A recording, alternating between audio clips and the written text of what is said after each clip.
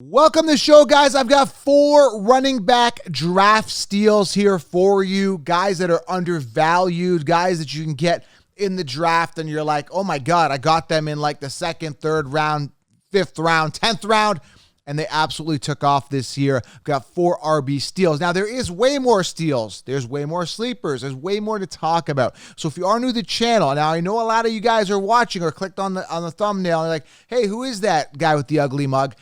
Listen, at the end of the day, guys, you got to subscribe because this is the outside of the box thinking. This is going to help you guys get away from the consensus, the consensus rankings. All right, guys? So this is more than just a pretty face here, guys, delivering, a talking head. This is winning advice. So click that subscribe button and get that 16-round draft solution. What is it? Some people say, what is a 16-round draft solution? What do I get? It's like having me at the draft with you. It's a video training walking you through every single round, who to draft, omitting all the bad guys, all the guys that are going to bust, and giving you guys on a silver platter that optimal roster, as bulletproof as it gets, with notes, sleepers, breakouts, everything you guys need, 16 rounds. Get it below. Use code TUBE20. Save yourself 20%, guys, on the 16-round draft. So you should, guys, go do that right now. You will be very, very happy. All right, so let's talk about running back steals here now. Again, I do this story time with the counselor before every episode, and every time I do it, it's either entertaining or it's of value to you guys, okay? So what I want to talk about in regards to story time today is a lot of people are suggesting, and I don't watch a lot of like other YouTube channels, but things come across my feed or I see like a thumbnail come across and I click on just to see what type of BS is being given out. There's a lot of BS being given out in the industry, guys, right now. A lot of lies, a lot of deception. Like I'll give you a quick example here. I was watching a mock draft the other day and someone was drafting T. Higgins in the 2nd round. I'm like, or second, I think it was early 3rd. Sorry, I think it was 2nd, early 3rd. Either way. But either way, it was their like wide receiver 1. So I think they went someone like, I don't know who it was. It was like Eckler or Dalvin Cook. And then they went like T. Higgins. I'm like, okay, like T. Higgins is clearly a wide receiver 2. Unless Jamar Chase gets hurt, you're not aiming high in the depth chart here. And these are like actual experts working for top networks suggesting Waddle and Higgins in like the 2nd, 3rd round, which is where their ADP is, okay? So a lot of people are suggesting also, what I want to talk about, since we're talking running backs here, are suggesting going 0 RB and saying there's a lot of depth at running back this year. It's a very deep class. And I want to say that it is. It actually, there is a lot of guys. There's a lot of sleepers. I explained all this in the 16 rounds. There is a lot of guys like Dameon Pierce, guys, for example. I'm not going to give you all the names, but there is, I'm not all the names right now because I'm make sure you guys subscribe. But listen, there is a lot of names that could actually break out and be RB1s, but they're ranked really low. And that's what we're talking about. Draft steal. That's what I'm trying to save it for you. Okay, guys? So, there's a bonus one for you. Dameon Pierce. He's a steal. He could be an RB1 on his team where there's no committee. All right. So again, guys, do I still want to go and wait and gamble, potentially seeing if Dameon Pierce breaks out, right? Probably not. I'm not taking that chance. I am going robust RB. I'm loading up. I'm going top-heavy running back. But these guys think that they can get themselves an Antonio Gibson or a J.K. Dobbins or a Travis Etienne. And let's say they get Adams, they get Tyreek Hill, and then they go, Etienne as their number 1, right? Or a Breece Hall, which could go off, but I don't know if volume might be an issue. I think you're putting yourself at a risk. I still go top-heavy. I go robust RB. Because there's a lot of depth at wide receiver, too. There's, in fact, more depth at wide receiver than there's at running backs. And wide receivers that are slated to be wide receiver 1s guaranteed that volume. Do you see what I'm saying? So the point I'm trying to make with story time here today is, again, a lot of people suggesting 0 RB. Don't do that. Go robust RB. There's a ton of depth at at wide receiver, more than there is at running back. And again, there could be some draft steals that could help you. And I kind of see what they're saying. But those guys are risky and they're not as top. You want to go top heavy at running back, okay? Stick with me, guys. Go robust RB. Anyone telling you 0 RB is crazy unless they, hit the jackpot and get some of these guys like a Breece Hall breaks out or Antonio Gibson breaks out, which I don't believe in, or J.K. Dobbins has a top 5 season, which I don't see with Lamar Jackson there. Okay, go robust RB. All right, let's dive into this, guys. Again, to get that 16-round draft, so you use code TUBE20, save yourself 20%. All right, first running back here is an absolute draft steal, and I may sound like a broken record here, but I don't care. I got to mention him, is Saquon Barkley. Now, I'm going to say it. I'm going to say it again. Saquon Barkley, 14th on the consensus rankings in PPR, outside the top 10. This guy's a top 10 finisher when healthy. I actually DM'd the beat writer who's supposed to come on the show. He said he's busy right now. He said he's going to come on just before the season, but I'm going to get another beat writer to replace him because he couldn't come on. He said he's taking some time off for a couple days or a week or so. Because I'm booking all of the beat writers on. Now, if you haven't watched the Impact series, I've linked it here below. Getting all the beat writers from every team on the show, guys. So you want to listen to these episodes because they're inside information direct. So I'm DMing him, I'm talking to him, and I asked him, like, how big is Saquon's year going to be this year? So it's big, especially in PPR, if healthy. And I think he's going to be healthy 2 years removed from the injury. Improved O-line contract year. I cannot express it enough how much of a steal he is in that second, third round. I see him falling as late as the third round.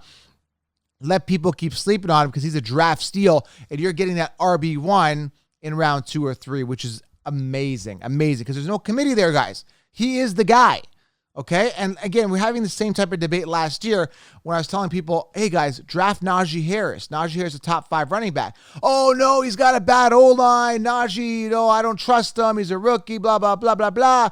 I'm going to draft, Dalvin Cook, blah, blah, blah, blah, blah. I'm going to draft Nick Chubb. I'm like, Nick Chubb's in a committee. Nick Chubb is in a committee with Kareem Hunt. Nick Chubb finished 14th, busted on his ADP. Dalvin Cook finished 16th last year in PPR amongst running backs. Najee finished 3rd. I told you Najee was going to beat CMC last year. CMC finished, 30-something amongst running backs last year? And I'm telling you guys, what is it? Where did he finish? 38th last year in PPR amongst running backs, Christian McCaffrey. And people are like, you're nuts, Joe.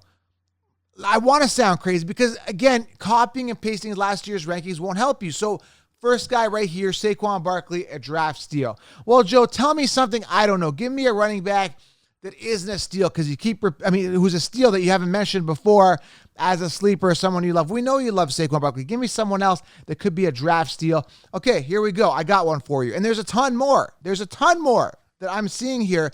But then again, you're saying, well, Joe, you got all these steals at running back. Well, why don't you just go wide receiver heavy, guarantee yourself a Devontae Adams, and then get one of these or a bunch of these running backs later? Because again, the disclaimer at the beginning, remember, I'm telling you guys, these running backs are a bit of a roll dice. I love the opportunity.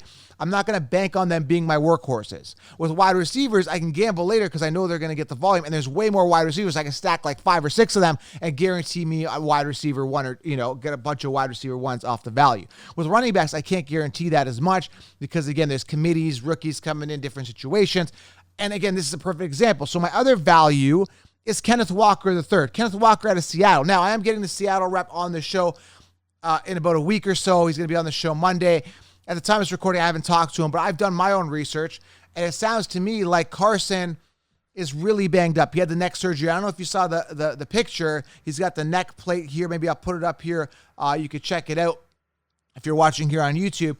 There's a neck plate in his neck with screws. It's not good. I feel bad for the guy, okay? The guy is a strong guy, but he's got something in his neck. For me, anyone looking at this picture, you're like, okay, man, let's call it quits. And all due respect, you had a decent career. So Carson, even if he plays, which I don't know if he will at the time of this recording, we're gonna get more inside information on that. It's like at the end of the day, they got Kenneth Walker for a reason, and I don't care what you say. Rashad Penny sucks. At the end of the day, like Rashad Penny, if he was really good, he would have already done really well. He would have crushed it. He would have been a top 5, top 10 running back. He's done nothing. Rashad Penny's absolutely done nothing, okay? And at the end of the day, he finished, 42nd last year amongst running backs. He had, just a mediocre 119 attempts, 6.3 yards per carry, not bad, 6 touchdowns, 749 yards. But again, that's Carson, gone and banged up. It's like he's not that good. And again, if you look at his years prior, he's been in the league. He's going into his 5th season, okay? In 3 seasons, he had 5 touchdowns. If Rashad Penny was good, he would have been utilized, okay? He's just not. And so all I'm saying is this, okay? Kenneth Walker is a draft steal because I see him coming off. It depends on how many people in your league. I could see him coming off in and around rounds 5 to 8. Again, it varies, right? I just did a mock draft yesterday, saw him come off in and around round 7. So I'd say I'd average him out to round 7. Is kind of where he's coming off there, maybe even later. sometimes later. So let's say round 7 as early as round 5, but I mean, that's a bit of a reach. So Kenneth Walker sitting 33rd on the consensus rankings could be the workhorse running back there, okay? Could be the guy in Seattle. Am I as excited about him as maybe some other rookies that I'm looking at? Probably not. I'm just seeing an opportunity here for Kenneth Walker to be a draft steal. Again, big-time sleeper at running back, and you could target him for immense value. Could take that job of what we're hearing with Chris Carson and the situation, and possibly not playing and all that stuff. Okay, guys? All right, Kenneth Walker's another draft steal. All right, third draft steal, number 3. Man, there's a bunch of guys here that I think are immense value. Again, I look at consensus rankings. I don't use the rankings to help me draft. I use the rankings to see what the sheep are sleeping on and then capitalize. Like DeAndre Swift, top 8 here, I would never grab DeAndre Swift on a suspect offense. Years to wow us, we're not wow. He's not a big attempts guy. Maybe in PPR he's good, but put him top 10, put him ahead of guys like Saquon Barkley and David Montgomery. He's absolutely ludicrous, okay? Absolutely ludicrous. So I'm seeing the value. So number 3 here, I'm going to say he's a steal, is Zeke Elliott. I see him coming off in the 3rd round. Zeke Elliott is still the workhorse. Now, I don't know if a lot of people know this, and I'm sure a lot of people do, but I think a lot of people don't, because it wasn't as broadcast as I thought it would be. It was, I mean, you got to be tapped into the Cowboys or just, must have been a Zeke owner last year. It wasn't really like amplified as much as I thought it would be, but Zeke Elliott was dealing with a partially torn PCL for most of the season, playing hurt last year. Now, there was buzz that Pollard's going to get more volume. But from what I talked to the beat writer, go back, guys, check it out. Link below here. Impact series, okay? I'm linking under the most recent YouTube video so you guys can go and watch this series. I'm bringing in these beat writers. I talked to the beat writer there, John, and we're talking, and it's like he's telling me Zeke's still the guy. He's still going to be the workhorse. Is he going to get that volume that he had years ago in 2016? No. I mean, at the end of the day, number 1, he's older. Pollard's in there, and, they're kind of throw first team with McCarthy, right? It's a different offense. He doesn't have the same coach that drafted him. Listen, things change. So Zeke Elliott still should get 240 attempts, 10 touchdowns, and about 1,100 yards. And he's not going to be your RB1, but you're getting a top 10 potential finisher with Pollard being a bit of a pest there. But you guys are out here drafting Javonte Williams round 1, round 2, right? Javonte Williams is sitting, where's Javonte sitting? 13th on the consensus rankings. You go drafting him. He's in a committee. You're out here drafting Cook. You're guaranteed to miss 3 or 4 games. He's in a committee. You're out here drafting Alvin Kamara, who's possibly facing a suspension. Aaron Jones. You guys are out here drafting Aaron Jones. And A.J. Dillon actually was the RB1 last year. Look up the attempts, guys. I'm going to pull it up here right now for you. I'm going to pull it up by team. I look at the Green Bay Packers. A.J. Dillon had 187 attempts to Aaron Jones 171.